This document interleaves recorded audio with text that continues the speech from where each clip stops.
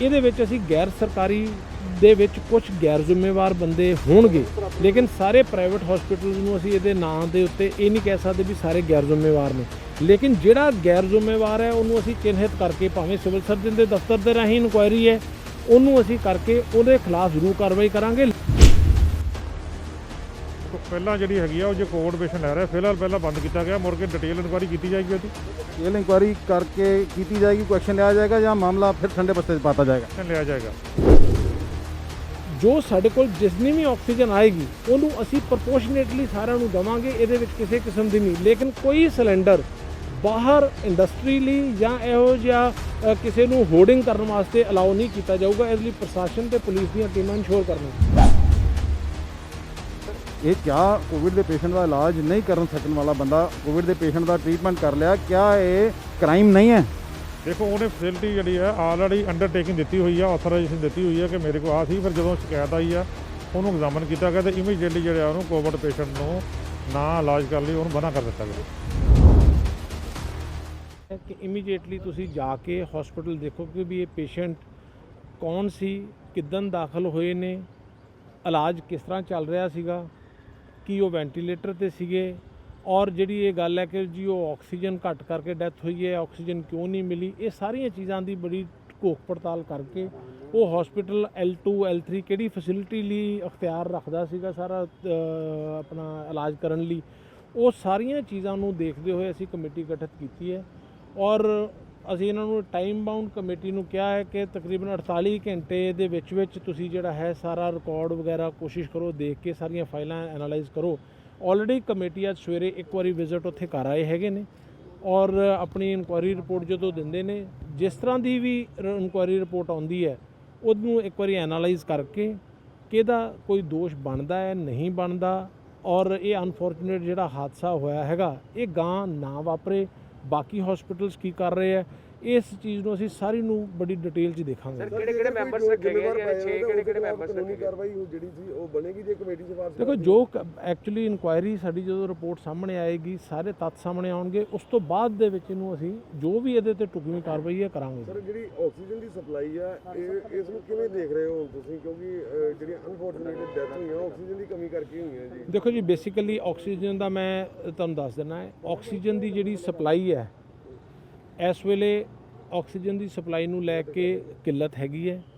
Basically ਸਾਡੀਆਂ ਪਿੱਛੋਂ ਜਿਹੜੀਆਂ ਨਾਰਥ ਇੰਡੀਆ ਸਾਈਡ ਨੂੰ ਦੇਣ ਵਾਲੀਆਂ ਕੰਪਨੀਆਂ ਨੇ, ਇੱਕ ਏਅਰ ਲਿਕੀ, ਇਨੌਕਸ ਤੇ ਨਾਲ ਲਿੰਡੇ, ਇਹ ਕੰਪਨੀਆਂ ਇੱਧਰ ਸਪਲਾਈ ਕਰਦੀਆਂ ਨੇ, ਜਿਹਦੀ ਕੋਈ ਇੱਕ ਪਾਣੀਪਤ ਔਰ ਇੱਕ ਉੱਤਰਾਖੰਡ ਇੱਧਰ ਬੱਦੀ ਸਾਈਡ ਦੇ ਉੱਤੇ ਇੰਸਟਾਲਡ ਹੈਗੇ ਨੇ।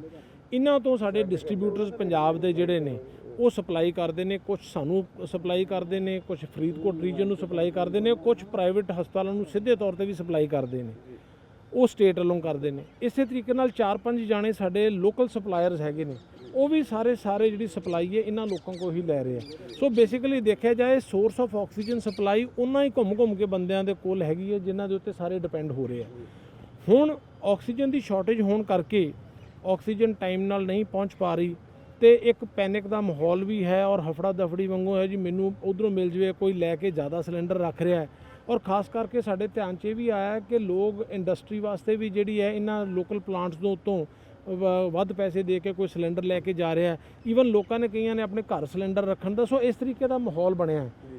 ਇਸ ਚੀਜ਼ ਨੂੰ ਕਾਬੂ ਕਰਨ ਵਾਸਤੇ ਅਸੀਂ ਸਟੇਟ ਗਵਰਨਮੈਂਟ ਲੈਵਲ ਤੇ ਮਿਨਿਸਟਰ ਸਾਹਿਬ, CM ਸਾਹਿਬ ਵੱਲੋਂ ਸਖਤ ਹਦਾਇਤਾਂ ਹੋਈਆਂ ਨੇ, ਰੈਗੂਲੇਟਡ ਸਾਨੂੰ ਸਪਲਾਈ ਆਵੇ, ਕਿਉਂਕਿ ਘੰਟੇ ਦੇ ਫਰਕ ਦੇ ਉੱਤੇ ਅਸੀਂ ਰਾਤ ਵੀ ਬਹੁਤ ਇੱਕ ਮਾਰਜਨਲ ਜਿਹਨੂੰ ਕਹੀਏ ਉਸ ਸਟੇਜ ਤੇ ਪਹੁੰਚ ਗਏ ਸੀਗੇ ਜਿੱਥੇ ਗੁਰੂ ਨਾਨਕ ਦੇਵ ਸਾਡੇ ਹਸਪੀਟਲ ਸਾਰੇ ਇੱਕ ਬੜੀ ਚਿੰਤਾਜਨਕ ਸਥਿਤੀ 'ਚ ਸੀਗੇ। ਉਹ ਅਸੀਂ ਰਾਤ ਆਪਣੀਆਂ 108 ਦੀਆਂ ਐਂਬੂਲੈਂਸਿਸ ਜਿੱਥੋਂ ਵੀ ਸਾਨੂੰ ਆਕਸੀਜਨ ਮਿਲੀ ਹੈ ਬੜੀ ਮੁਸ਼ਕਿਲ ਨਾਲ 2-3 ਘੰਟੇ ਅਸੀਂ ਕੱਢ ਕੇ ਔਰ ਕੁਦਰਤੀ ਸਾਡੀ ਉਹ ਪਹੁੰਚ ਗਈ ਔਰ ਅਸੀਂ ਉਹ ਕ੍ਰਾਈਸਿਸ ਨੂੰ ਮੈਨੇਜ ਕੀਤਾ। ਹੁਣ ਵੀ ਸਾਡੀ ਜਿਹੜੀ ਗੱਡੀ ਮੋਗੇ ਤੋਂ ਕੋਈ ਚੱਲੀ ਹੈ ਉਹ ਸਾਨੂੰ ਘੰਟੇ ਤੱਕ ਮਿਲ ਰਹੀ ਹੈ। ਸੋ ਇਸ ਤਰੀਕੇ ਨਾਲ ਬੜੀ ਸਾਡੀ ਨੈਕ ਟੂ ਨੈਕ ਸਪਲਾਈ ਕਰਕੇ ਚਿੰਤਾ ਬਣੀ ਔਰ ਉਸੇ ਦੇ ਵਿੱਚੋਂ ਹੀ ਜੇ ਇਹਨਾਂ ਨੂੰ ਮਿਲੇਗਾ ਤੇ ਪ੍ਰਾਈਵੇਟ ਨੂੰ ਵੀ ਸਪਲਾਈ ਹੋਏਗੀ। ਸੋ ਇਸ ਤਰੀਕੇ ਨਾਲ ਆਕਸੀਜਨ ਮੈਨੇਜ ਹੋ ਰਹੀ ਹੈ। ਘਰਾਂ ਦੇ ਵਿੱਚ ਰੱਖੀ ਹੈ ਸਰ, ਉਹਨਾਂ ਦੇ ਖਿਲਾਫ ਫਿਰ ਕਾਰਵਾਈ ਬੜੀ ਸਖਤ ਦੇਖੋ ਜੀ ਸਾਰਿਆਂ ਨੂੰ ਹਦਾਇਤ ਇਹ ਕੀਤੀ ਹੈ, ਸਭ ਤੋਂ ਪਹਿਲਾਂ ਲੋੜਵੰਦ ਜਿਹੜੇ ਲੋਕ ਨੇ ਜਾਨ ਉਹਨਾਂ ਨੂੰ ਮੈਡੀਕਲ ਆਕਸੀਜਨ ਉਹਨਾਂ ਨੂੰ ਸਪਲਾਈ ਹੋਣੀ ਹੈ ਜੀ। ਇੰਡਸਟਰੀਅਲ ਸੈਕਟਰ ਨੂੰ ਆਕਸੀਜਨ ਅਸੀਂ ਲੋਕਲ ਲੈਵਲ ਤੇ ਵੀ ਬੰਦ ਕਰ ਦਿੱਤੀ ਹੈ ਜੀ। ਉੱਥੇ ਪਹਿਲ ਮੈਡੀਕਲ ਨੂੰ ਹੈਗੀ ਹੈ। ਜੇ ਫਿਰ ਵੀ ਕੋਈ ਸਿਲੰਡਰ ਇੱਧਰ ਉੱਧਰੋਂ ਕਰਕੇ ਲੈ ਕੇ ਜਾ ਰਿਹਾ, ਪਹਿਲਾਂ ਤਾਂ ਵੈਸੇ ਹੀ ਉਹ ਮੈਡੀਕਲੀ ਡਾਕਟਰ ਸਾਹਿਬਾਨ ਵੱਲੋਂ ਆਥੋਰਾਈਜ਼ਡ ਨਹੀਂ ਹੈ ਕਿ ਕੋਈ ਬੰਦਾ ਆਪਣਾ ਇਹੋ ਜਿਹਾ ਇਲਾਜ ਆਪ ਹੀ ਕਰੇ। ਜੇ ਕਿਸੇ ਨੂੰ ਲੋੜ ਹੈ ਤੇ ਸਾਡੇ ਹਸਪੀਟਲ 'ਚ ਦਾਖਲ ਹੋਣ। ਸੋ ਇਸੇ ਕਰਕੇ ਅਸੀਂ ਆਪਣੇ ਜਿਹੜੇ ਆਫੀਸਰਸ ਨੇ, ਨੋਡਲ ਅਫਸਰ ਬਣਾਏ ਨੇ। ਪੁਲਿਸ ਦੀ ਮਦਦ ਇਸ ਕਰਕੇ ਲੈ ਰਹੇ ਹਾਂ ਕਿ ਲੋਕੀ ਉੱਥੋਂ ਆਕਸੀਜਨ ਦੇ ਸਿਲੰਡਰ ਆ ਕੇ ਲੈ ਨਾ ਜਾਣ। ਜਿਸ ਤਰ੍ਹਾਂ ਆਪਣੇ ਬਾਕੀ ਸੂਬਿਆਂ 'ਚ ਵੇਖ ਰਹੇ ਹਾਂ ਕਿ ਇੱਕ ਕਿਸਮ ਦੀ ਲੁੱਟ ਪੈ ਜਾਂਦੀ ਹੈ ਜੀ, ਉਹਨੂੰ ਚੀਜ਼ ਨੂੰ ਰੈਗੂਲੇਟ ਕਰਨਾ ਹੈਗਾ। ਔਰ ਉਸ ਕਰਕੇ ਸਾਨੂੰ ਪੁਲਿਸ ਦੀ ਵੀ ਹੈਲਪ ਲੈਣੀ ਪੈ ਰਹੀ ਹੈ ਕਿ ਜਿੱਥੇ ਸਪਲਾਈ ਜਾਣੀ ਉਹ ਰੈਗੂਲੇਟਡ ਵੇ ਨਾ ਜਾਵੇ। ਇਹ ਨਾ ਹੋ ਵੀ ਲੈ ਕੇ ਕੋਈ ਜਾ ਰਿਹਾ ਹੈਗਾ ਤੇ ਰਸਤੇ 'ਚੋਂ ਕੋਈ ਦੂਜਾ ਉਹਨਾਂ ਦਾ ਖੋਹ ਕੇ ਲੈ ਜਾਵੇ। ਸੋ ਇਸ ਤਰ੍ਹਾਂ ਦੇ ਹਾਲਾਤਾਂ 'ਚ ਸਾਨੂੰ ਬੜੇ ਤਰੀਕੇ ਨਾਲ ਨੂੰ ਰੈਗੂਲੇਟ ਕਰਨਾ ਡੀਸੀ ਸਾਹਿਬ ਇਹ ਦੇਖਿਆ ਜਾ ਰਿਹਾ ਹੈ ਕਿ ਇੱਕ ਪਿਛਲੇ ਸਿਵਲ ਸਰਜਨ ਵੱਲੋਂ ਇੱਕ ਛਾਪਾ ਮਾਰਿਆ ਜਾਂਦਾ ਹਸਪੀਟਲ ਤੇ, ਜਿੱਥੇ ਕੋਈ ਕੋਵਿਡ ਦਾ ਕੋਈ ਪਰਮਿਸ਼ਨ ਨਹੀਂ ਹੁੰਦਾ, ਉੱਥੇ ਜਾਂਚ ਕੀਤੀ ਜਾਂਦੀ ਹੈ। ਜਾਂਚ ਤੋਂ ਬਾਅਦ ਜਾਂਚ ਦੇ ਨਾਂ ਤੇ ਲੀਪਾਪੋਤੀ ਕਰਤੀ ਜਾਂਦੀ ਹੈ, ਕੋਈ ਐਕਸ਼ਨ ਨਹੀਂ ਲਿਆ ਜਾਂਦਾ। ਇਸ ਕਰਕੇ ਕਿਆ ਇਹ ਲਾਪਰਵਾਹੀਆਂ ਕਿਤੇ ਨਾ ਕਿਤੇ ਸਿਵਲ ਸਰਜਨ ਆਫਿਸ ਦੀਆਂ ਹੈਗੀਆਂ ਜਾਂ ਕਿਉਂਕਿ ਜਦੋਂ ਤੱਕ ਕੋਈ ਕਾਰਵਾਈ ਕਿਸੇ ਤੇ ਨਹੀਂ ਹੋਏਗੀ, ਐਗਜ਼ਾਮਪਲ ਸੈੱਟ ਨਹੀਂ ਕੀਤੀ ਜਾਏਗੀ, ਉਦੋਂ ਤੱਕ ਇੱਕ ਮੈਸੇਜ ਨਹੀਂ ਜਾਂਦਾ। ਅੰਮ੍ਰਿਤ ਮਾਤਾ ਕਰਤਾਰ ਕੌਰ ਹਸਪੀਟਲ ਹੈ ਜੀ, ਉੱਥੇ ਜਾਂਚ ਕਰਦੀ ਸਿਵਲ ਸਰਜਨ ਸਾਹਿਬ ਨੇ ਭੇਜੀ ਸੀ ਟੀਮ ਆਪਣੀ। ਉਹਨਾਂ ਨੇ ਦੱਸਿਆ ਉਹਨਾਂ ਕੋਲ ਕੋਈ ਉੱਥੇ ਡਾਕਟਰ ਨਹੀਂ ਇੰਤਜ਼ਾਮ, ਕੋਈ ਉਹਨਾਂ ਕੋਲ ਇੰਤਜ਼ਾਮਾਤ ਨਹੀਂ ਹੈ।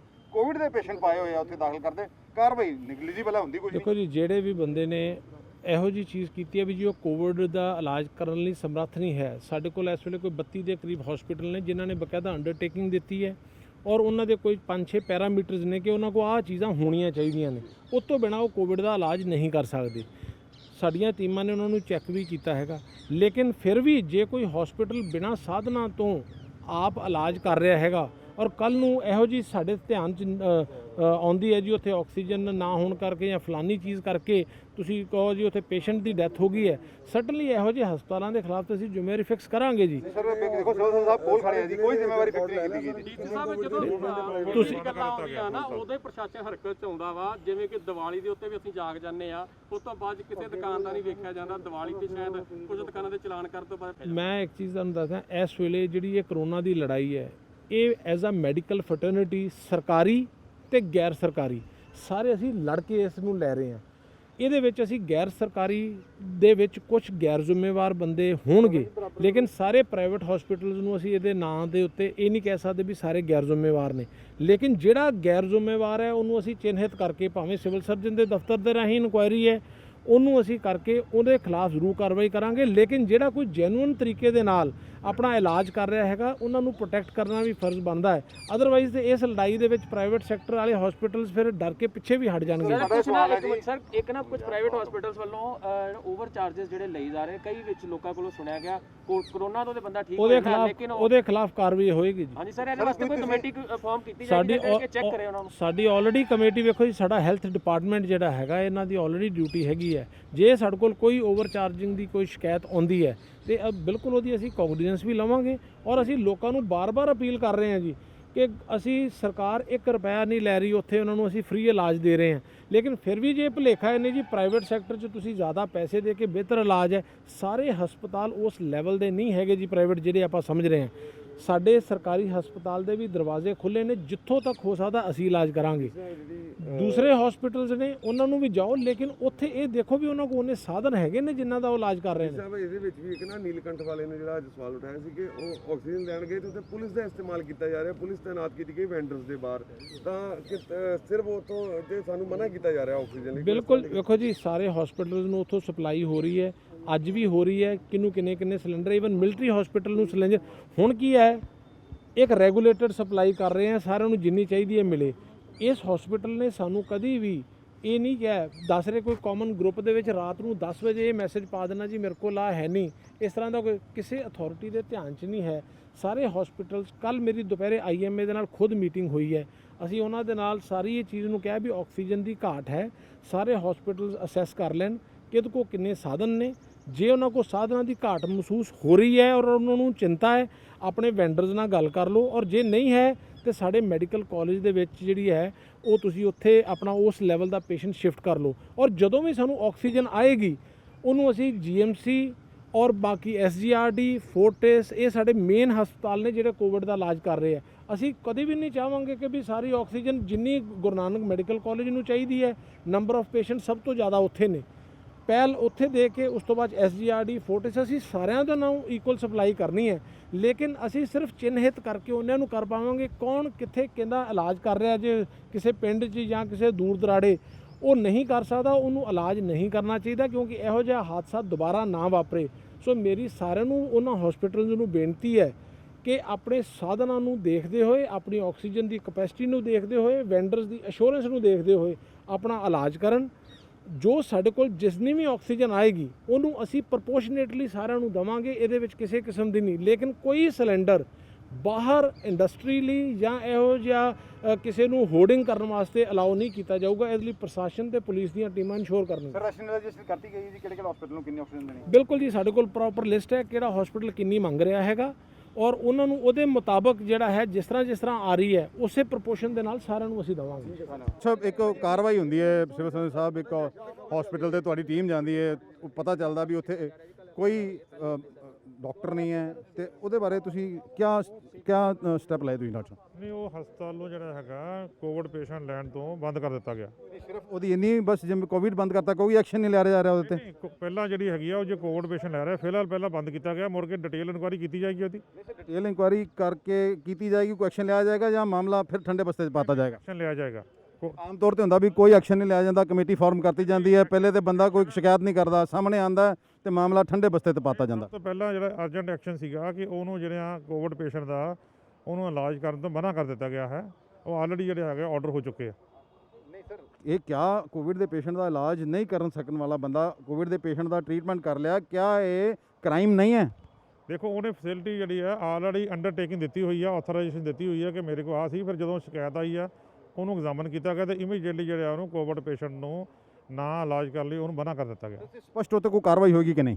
ਨਹੀਂ, ਬਿਲਕੁਲ ਐਗਜ਼ਾਮਨ ਕਰਾਂਗੇ, ਉਹਦਾ ਕੀ ਨੈਗਲੀਜੈਂਸ ਹੈਗੀ ਉਹਦੇ ਮੁਤਾਬਕ ਕਾਰਵਾਈ ਕੀਤੀ ਜਾएगी। देखिए, उम्मीद नहीं की जा सकती कि उस अस्पताल पर कोई कार्रवाई होगी कि नहीं होगी, क्योंकि बिना माता करतार का हॉस्पिटल है फतेहगढ़ चूड़ियां रोड पर, बिना ही उसके पास कोविड के इलाज करने की कोई परमिशन नहीं थी मरीजों के लिए, फिर भी वो इलाज कर रहा था। असिस्टेंट सिविल सर्जन की ओर से ये सारा मामला पकड़ा गया था, लेकिन अभी तक उस पर कार्रवाई नहीं हुई, लीपापोती की जा रही है। ऐसे ही यदि चलता रहेगा, एग्जाम्पल सेट नहीं होगी, तो फिर इस तमाम चीज़ों पर काबू पाना बेहद कठिन है। अमृतसर से D4 न्यूज़ के लिए दीपक भंडारी की खास रिपोर्ट।